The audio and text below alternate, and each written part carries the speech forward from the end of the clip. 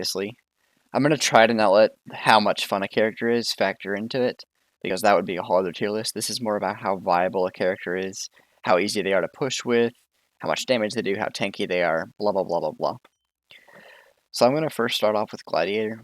I think Gladiator is an A tier character. I think he's pretty awesome. He has nets, which pretty much means you're never going to get hit by a melee. Actually, let's just pull out the wiki so I can show you guys what his abilities are. Classes. By the way, I got the sprites for the tier list. Let's go to Gladiator. So his first ability, Trident. That's okay. We'll get back to that later. Crippling Net allows you to disarm enemies in front of you, and you'll deal extra damage to them. This ability, I think, is really what makes this class really viable. It means you never get hit by pretty much anything that's a melee character. The only thing you're going to get hit by is a ranged character. So that's really what makes this character super strong. Spinning Gladius, that's an okay move. Pit Fighters, it's really just there to draw aggro from you. That's all they're really there for. Planned Attack, excuse me, Planned Attack. Guaranteed critical hits in this game are really busted, especially since crit damage is what this character's passive is. Yeah, this attack is just insane. And it stacks well with Trident, which allows you to just click really fast to get a bunch of crits off in quick succession, so the burst damage in this character is insane. This is what makes this character super tanky. Riposte, I don't really know. It reduces 1 damage instance within 0.2 seconds after attacking with your main damaging move, Trident. And it blocking with it replenishes 1 stack of Trident, which is what it lets you attack really fast. So you just make yourself like 80% damage reduction at max rank, which is actually kind of insane. So you just become super tanky with this build. Strength in numbers is only really a good thing for early game. You also scale really well. I think you have the 2nd highest health per level, and you get a decent amount of armor and resistance, which I'm not going to complain about. So yeah, I think Gladiator is a very, very solid character. So let's go over the tiers for a second. The Sauce is characters that I would push with. They're just insane. Best characters in the game. Awesome is characters that I think are really strong in pretty much every scenario.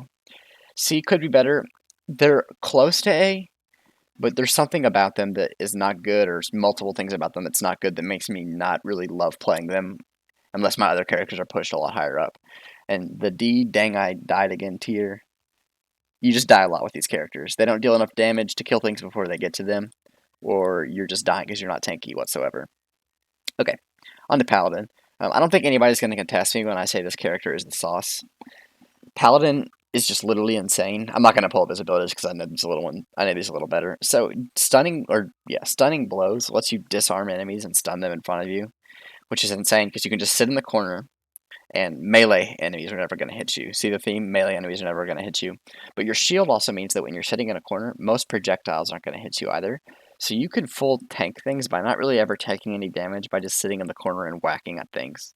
Not to mention that his final passive puts damage on your auto attacks, which means you scale extremely well in the late game. I think Paladin is either the best or 2nd best character to push within the game. Awesome mobility, awesome for ore farming, blueprint farming. And they've nerfed this character so many times. This character used to be better than he is now. And that's just crazy to me. I'm going to come back to Priest because I think Priest is in an interesting place. I'm going to put Ranger in A tier. I think Ranger and Gladiator are really similar. Ranger does a whole lot of damage in a wide AoE. Yeah, and built-in evasion, built-in move speed. You can lower the enemy's resistance. You don't use a lot of the tools that Ranger has, which kind of sucks, but the tools that Ranger does have that are useful are just insane. Obviously, the primary is strong. Flurry of Arrows is insane. Grasp of Arrows, Power Shot's pretty useless. On the Prowl, insane. Marked Prey, insane. Twinned Arrows, insane. 3 extremely strong passives on this character are what, in my opinion, boost him up to where he is right now. Sorcerer, the other S-tier character in this game. You could argue switching one of these out to be better. I don't really know. They're both insane. Sorcerer, I think, probably scales better into the late game just because Sorcerer scales with Wilmer so insanely. Let's go to Sorcerer here. This passive helps you with damage. Or no, Ice Barrier helps you with damage. You'll take less damage from things. Shatter's really good in the early game. I don't think it's nutty in the late game. Biting Chill's decent. Orb of Winter is really what just throws this character into a whole other dimension. You can get the skill cost for this thing so high, and it just hits so hard. Yeah, Sorcerer has like the best late game damage output with Wilmer, which is insane. On to our next class, which is Thief. I know some people are probably going to disagree with me here. I think Thief gets pretty overhyped, to be honest. A lot of people will say that Thief isn't like S tier. I think Thief's just an A tier character. I don't think you can really argue for Thief being any better than that. Let's go over to Thief. Thief has a lot of tools that help him. Twin Dagger's good. Throwing Knives, insane, in the early game especially. Grappling Hook means you can just face tank traps, because you get 100% evade during it, and it like perma-stuns many bosses, so you never have trouble with them. Smoke Bomb's one of the best abilities in the entire game. I guess maybe I should put him in S. I don't know. Just my personal experience with it has been a little rough. So yeah, Smoke Bomb stuns and gives like evade, and enemies can't shoot you inside of it. You used to have 100% uptime too, so that's pretty neato. Sidestep, one of the best passives in the game, gives guaranteed evasion. So like you can't really go wrong with that. Slice and Dice synergizes really well with this. So each hit with Twin Daggers has a chance of lowering the target's health by 5% of its current health. This isn't great after you've used it a few times. Like, it's really good when you're starting off fights against tanky enemies, but then after that, it falls off pretty hard. Twin Daggers getting a faster attack speed is just insane. Not as good scaling as other characters, but it makes up for it in how much built-in defense he has with evade, stun, evade, stun, evade, instant kill everything. And because you're attacking so fast, your what I like to call leeching window is smaller. So your leeching window is the amount of time between one attack and the next that you'll be healing from. So on a character like Wizard, the leeching window is literally 0 because you're putting down all of these areas that deal damage to enemies, so you're constantly leeching. And then you have a character like Paladin who attacks like 1, 2, 3, 4. So in between each attack, you can get killed pretty easily if you're not careful. So having a faster attack speed lowers that leeching window, and the lower your leeching window, the more survivable you are. Like if a wizard had Paladin base stats, Wizard would be the best class in the game. Just because you're never not healing from things. Double negative, here we go. Okay, let's go to the next character. Warlock. This is probably my personal opinion more than anything. I think Warlock's a C tier character. Warlock just gets slowed down by too many of his skills. He's a spellcaster that has to get close to enemies, which is really, really awkward. Because you don't have overflowing physique, which means you're just eating a lot of damage. And you can build this character primary, but I prefer spellcaster pretty heavily, especially as you scale into the late game. But the damage from this character, insane. And I think it's one of the best characters to push early NGs with, because you're getting that resistance stat, and you've got so much built-in sustain with Soul Dagger. Soul Dagger with like Soul Cleaver is literally insane. And then obviously, once you hit late game, you just become like a lightning bot that shoots lightning everywhere, and then the lightning chains to other people, and then that chains to other people. So I think this character is sort of fun. It's just, you have to slow down too much to use your skills, and you have to get in front of the enemy's face. And you could run combo, but most spellcasters don't want to have to run combo, because that will give you more spell cost drinks with Wilmer, which is insane. On to our next character, Witch Hunter. This is by far my least favorite character in the game. I don't love Witch Hunter, but I think Witch Hunter is a C tier character. So what's really awkward about Witch Hunter is he doesn't build into primary or skill-based very well.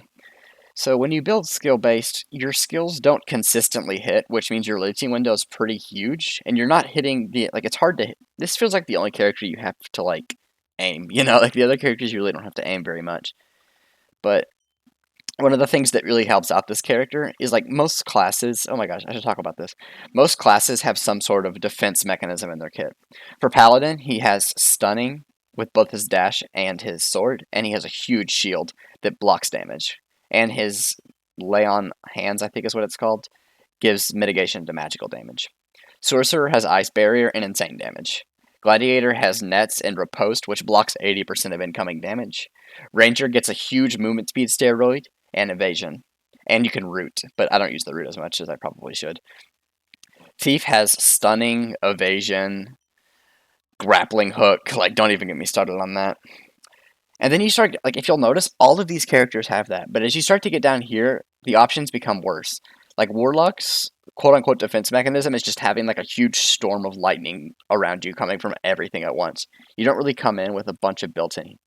You're, like, I guess Soul Dagger, sort of. But, like, even then, it's just kind of rough. So as you get down the tier list, the characters become less safe. Hence the dang I died again tier. And so for Witch Hunter, what I wanted to talk about is like the defensive mechanism from Witch Hunter comes from just putting down other things for the enemies to hit. So you've got Witch Pyre, which enemies will target onto. You've got Murder of Crows, which enemies will target onto. And then once they're all grouped up, you just kill them because Fanatic Zeal is broken. So like, I don't know, whenever you play auto attack, these abilities feel pretty useless. And then whenever you play skill, it's just like your damage is super inconsistent. So I don't know. It's just kind of awkward to play this character. But the skill title, or the guild title means this character you pretty much have to play. So, I don't know. It feels kind of awkward. I know some people that really enjoy this character, but I just don't at all. Wizard, I don't think this is a surprise to anybody. D tier. I think this is one of the most fun characters to play in the game, but Wizard just sucks. Paladin or Gladiator got 7 health per level. Let's see how much health per level you get on Wizard. Yeah, you get 4. So, like, you're super untanky, and your only defense mechanism, which they buffed this to be fair, which is really nice, is Flame Shield. And I would argue that Scorched Earth is a defense mechanism because you can cover the ground in a life leeching area. And if you build Caustic Touch, it slows down enemies too. I don't build Caustic Touch, but if you're having trouble, you could also try that.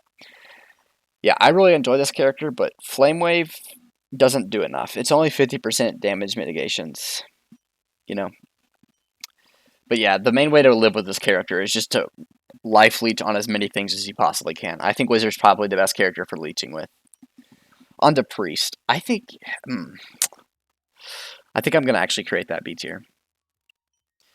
Add row above, please. Oh, I added too many. Whoops. Delete row, yeah. So this is going to be B tier. It's a good adjective for B. I have all my other ones be like sauce, could, dang.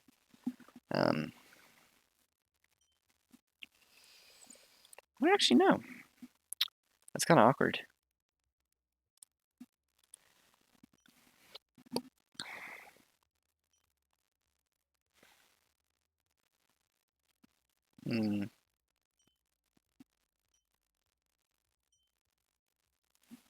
Words.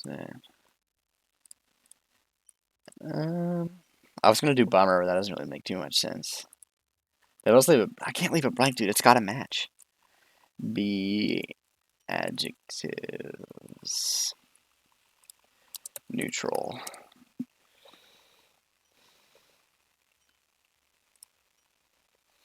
If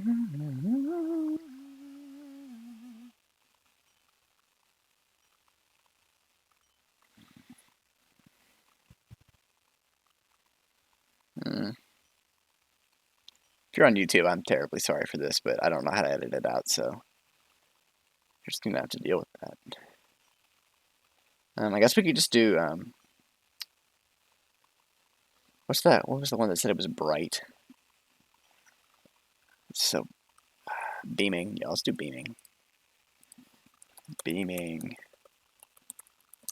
Get it? Okay. So I'm going to put Priest here. This is probably me being a little biased. Priest has, in my opinion, the best defensive tool in his kit. He mitigates all incoming damage by 50% with Divine Protection if you have mana, which is insane. Remedy's only really useful in the early game. You're going to be like full life leeching anyway. Or if a Purification. Like, this is probably the most defensive-minded character in the game, which makes things like health items super useful. Because each health is worth more than that of another character. You could argue Gladiator, though, because 80% is pretty large. I think this character, he's in an awkward spot, because I like building him primary, because skill-based means you have to use mana, which means you're risking not having Divine Protection, and you're single-targeted, for the most part, but you have to build skill-based at a certain point. So this character really becomes good once you're able to build skill-based from your Sorcerer skills. I don't know. I feel like I'm just really biased towards Priest, because I really like Priest, but Priest is just kind of, you know. So that'll do it. That is my completed Heroes of Hammerwatch tier list. I hope you all enjoyed.